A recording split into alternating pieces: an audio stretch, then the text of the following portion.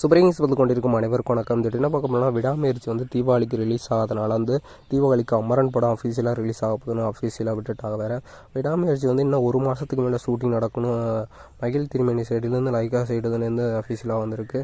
என்னென்ன பக்கையில் வந்து நான் அஜர்பைஜானில் தான் ஷூட்டிங் நடந்துருக்கு. அதை தவிர வந்து இந்தியாவில் வந்து ஹைதராபாத்தில் தான் முக்கியமாக ஷூட்டிங் நடக்க போதான். 2 படத்தையும் ரெஜெண்ட் தான் ரிலீஸ் பண்ண போகுது, அமரன் படத்தையும் விடாமுயற்சி படத்தையும். அதனால தான் வந்து விடாமுயற்சி வராதனால வந்து செப்டம்பர் மாதம் ரிலீஸ் ஆக படத்தை வந்து தீபாவளிக்கு தள்ளி வச்சிருக்கு ரெஜெண்ட்.